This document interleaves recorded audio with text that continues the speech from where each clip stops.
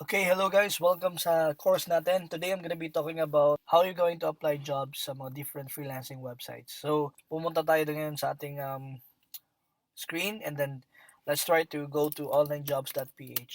So, I'm assuming this time may mga accounts na kayo from different freelancing websites and kasi nga hindi ka maka-apply kung wala ka pang account doon sa mga freelancing websites na na-discuss ko a few videos back. So, ito yung example ng online jobs natin. So, ito yung profile ko. So, in order for you to apply for jobs, all you need to do is go to this search na box or section here and then you can type whatever na virtual assistant job ang gusto mong gawin. So, ito yung virtual assistant and then click mo yung enter and then basically makikita mo diyan lahat ng mga job postings ngayon. Today is June 8, 2020. So, pwede mo siyang i-open. Yan, pwede mo siyang i-open new tab ang mga nakikita mo. Huwag mo munang basahin kasi that's the key kasi nga ang daming nag-apply nito.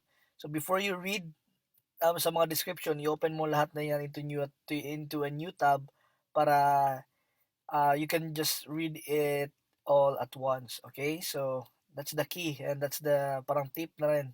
So, last one. Sige, hanapan tayo ng isa for this example. And then, once makita nyo dyan guys na naka-open na yan lahat, all you need to do is click here. Isa-isa. So, kailangan mo nang basahin. So, e-commerce virtual assistant at UK or United Kingdom based company. So, yan ang mga description niya.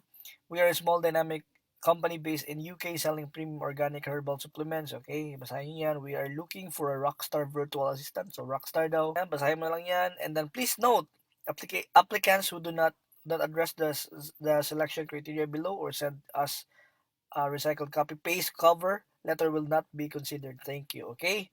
So, for example, dito guys, gusto mo to apply yan.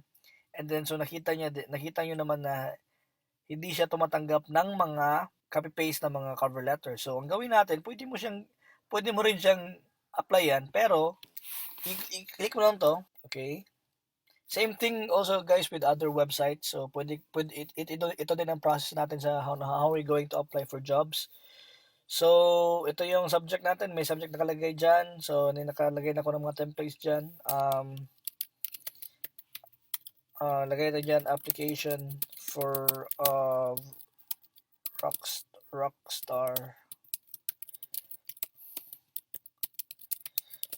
Application for a Rockstar virtual assistant.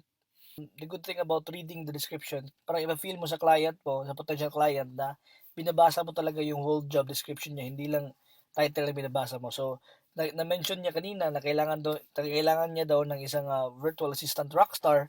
So, I think adding the rockstar na word, ilagay mo dyan sa subject letter, meaning naka-stand out ka na against sa mga competitors mo sa mga other freelancers. So, yan, and if you can still remember doon sa template na ginawa ko, here, virtual assistant, right? So, nandito lahat yung mga templates na gusto mong applyan.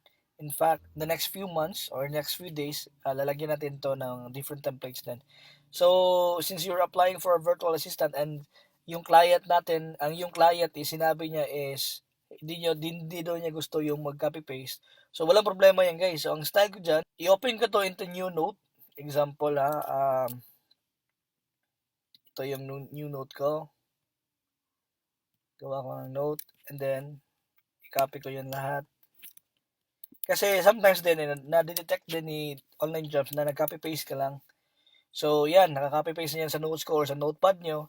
Then, for you, para mag-apply ka, iyan mo lang, parang copy paste din, pero binabasa mo lang. So, example ito, hello, in response to your advertisement. So, okay.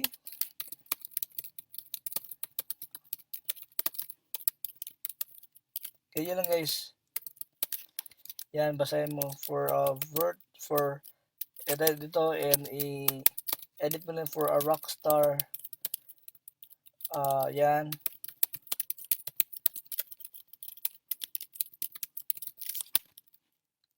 Okay. I truly feel. Yan, okay. So, yan ang example guys na parang gusto mong detailed na parang job application. So, the good thing about these templates is kasi nga you can edit this based doon sa mga job postings na nakalagay doon. So, if the client is looking for next virtual assistant or a Rockstar virtual assistant, you can just add here Rockstar, right? So, pwede mo lang i-add dyan Rockstar. So, ang dami talagang pwede mong gawin sa cover letter na to. This is simply your guide. And I know it will be para bang plus factor sa inyo kasi hindi mo na kailangan mag-isip ng mga cover letter mo.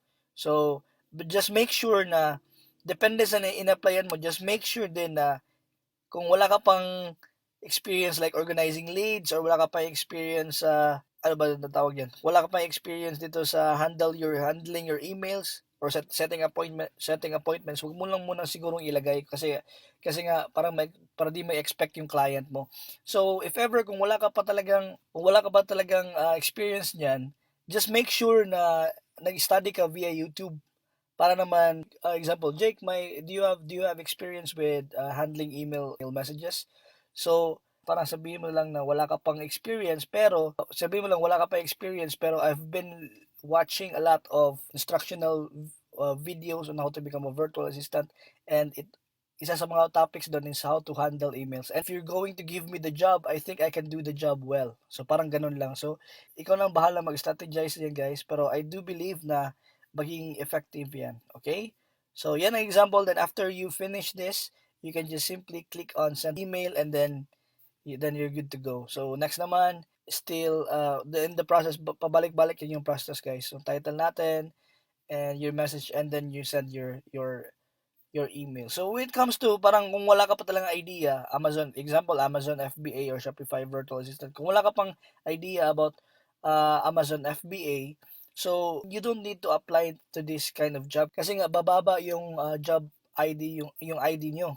And then, okay, hindi lahat na nakapost dyan is kailangan mo talagang applyan kasi nga may mga client din na very detailed din in hiring a virtual assistant, and then if they're going to hire you tapos wala ka namang background experience or talagang wala ka namang talagang experience na sa mga required nila, so maybe the client will report your account na sinasabihin nila na dishonest ka. So we don't want that to happen to our account kasi importante sa atin, di ba? So kailangan as a virtual assistant, I think we should be responsible din sa ating mga job applications. And if you want to really apply for this specific, for example, this for a specific job, and then wala ka pa talagang idea, and then guys, I would really recommend na to go to YouTube and study it, and somehow you will have the parang the idea on how to work on those specific na jobs na gusto mong kunin. Okay, so ito yung mga example natin ng how to apply for sa online jobs.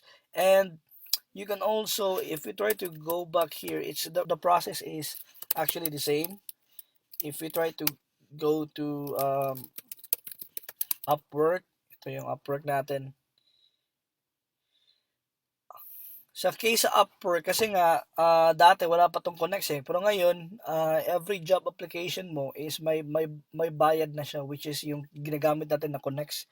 Yung Connects natin may corresponding cost yun. So as a start, I cannot recommend talaga yung Upwork kasi nga very expensive siya, yung Connects niya. Pero I'm encouraging you guys na to really make an account here sa Upwork naman kasi nga medyo matagal din ma-approve yung profile mo. So I would still recommend to apply or make an account sa Upwork. Okay? So ito yung mga job dito sa Upwork, and then ay nakalagay diyan sa virtual assistant. Same process will do. So if I'm interested with this social media marketing, I can just open it into a new tab. Yan. Okay, same, really the same sa online jobs na ipinakita ko kanina. And then, yeah, once nagustuhan mo tong trabaho na to, you can just, ito yung connect na sinasabi ko guys. Required connects to submit a proposal is 2 connects. Yung available connects ko is 94. So, itong 94 guys, since hindi na ako nag-apply masyado ng job sa Upwork, and nakuha ko rin to dahil naging parang free nila sa top rated program, hindi ako sure kasi nga naging top rated din ako dito sa Upwork. So anyway, ito yung kung gusto mo mag-submit ng proposal, i-click mo lang yung submit, just wait for it to load, and then ito na yun. So, social media, okay. Ito na yung kung ano bang rate natin, ano ba. Ito ang tawag natin na fixed price, guys. So, hindi siya per hour. So, ito yung sinabi ko sa inyo na cover letter. So, ito mo ilagay yung this one. Pwede ito i-copy paste. Okay, pwede mo copy paste dyan. Okay, so in case Upwork, parang hindi rin nila gusto na mag-copy paste. So, same thing will happen sa online jobs. So, kailangan mo siyang i-type one by one para hindi ka malata sa algorithm that you are just copy pasting your job proposals. Okay, dyan, and then, okay, something, example lang yan. So, this is how you basically apply for jobs sa different websites. Ang dami pang websites, guys. If you try to go back doon sa different freelancing websites, I think by now you should be present na dito sa mga different online freelancing websites kasi nga dito ka mag-apply. Okay? So, may link kayo nito. Kung hindi nyo pa nakita sa last video natin, binigay natin yung link natin. I do think na the more you the more you have your profiles in different freelancing platform, the more that you will have a great chance to be hired sa mga different din na mga jobs across the web. All right, guys, so that's it for this episode. And if you have any questions or any clarifications or suggestions, please don't hesitate to message me or leave your comments in the comment section below or your questions in the comment section below. So guys, thank you for watching and see you sa next video natin.